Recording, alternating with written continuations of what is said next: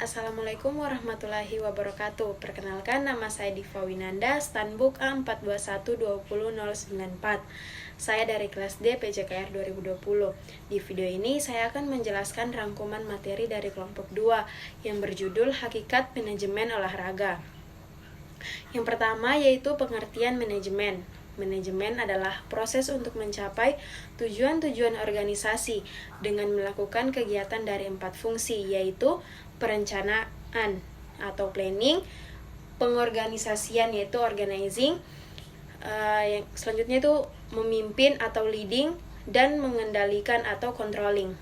Dengan demikian, manajemen adalah sebuah kegiatan yang berkesinambungan, sedangkan dari Stoner sebagaimana dikutip oleh T. Hani Handoko 1995 mengemukakan bahwa manajemen adalah proses perencanaan, pengorganisasian dan pengarahan dan pengawasan usaha-usaha para anggota organisasi dan menggunakan sumber daya organisasi lainnya agar mencapai tujuan organisasi yang telah ditetapkan.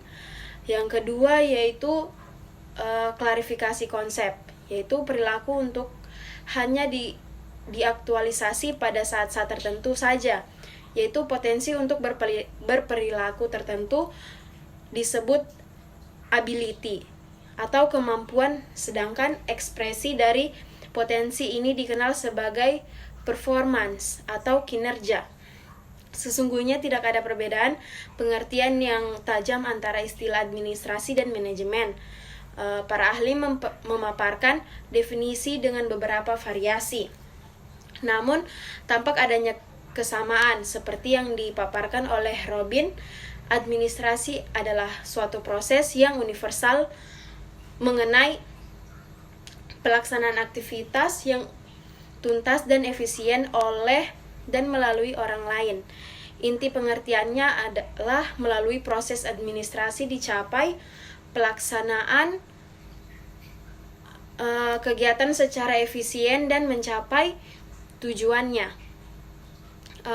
Kegiatan itu dilaksanakan orang lain dan melalui merekalah tujuan dapat dicapai. Berkaitan dengan definisi tersebut, maka dapat dikatakan seseorang manajer adalah seseorang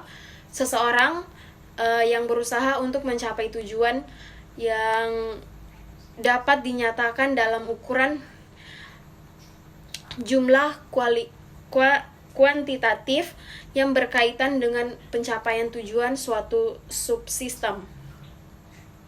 Dan karena itu pula seorang manajer juga berusaha mencapai tujuan non kuantitatif. Yang ketiga yaitu proses manajemen dari sudut pandang yang berbeda. Kita dapat memformalisasikan definisi administrasi atau manajemen yang berbeda dengan rumusan di atas. Atau manajemen itu tidak lain adalah proses kelangsungan fungsi yang meliputi perencanaan, pengorganisasian, pengarahan, pengawasan. Yang keempat yaitu perilaku organisasi dalam manajemen olahraga, yaitu perilaku organisasi merupakan titik temu antara perilaku manusia yang saling berinteraksi di dalam sebuah organisasi itu sendiri. Akan tetapi keduanya tetap diperlukan untuk pemahaman yang komprehensif dalam hal mempelajari perilaku individual, karena organisasi mempengaruhi dan dipengaruhi oleh individu yang di dalam organisasi tersebut. Yang kelima yaitu pengaruh perilaku dalam organisasi. Memahami perilaku menjadi sangat penting karena perilaku adalah suatu fungsi dari interaksi antara individu dengan lingkungannya. Individu membawa tatanan dalam organisasi berupa kemampuan, kepercayaan pribadi, pengharapan, kebutuhan, dan pengalaman masa lainnya. Yang selanjutnya yaitu pengertian komunikasi dalam organisasi. Komunikasi adalah alat pengalihan informasi dari akomunikator kepada komunikasi agar antara mereka dapat interaksi. Hasibuan 2002. Komunikasi adalah suatu usaha praktek dalam mempersatukan pendapat atau ide-ide, persamaan pengertian dan persatuan kelompok. Aktivitas komunikasi memiliki ruang lingkup yang sangat luas. Apabila kajian komunikasi dihubungkan dengan organisasi, timbul suatu kajian tentang komunikasi organisasi.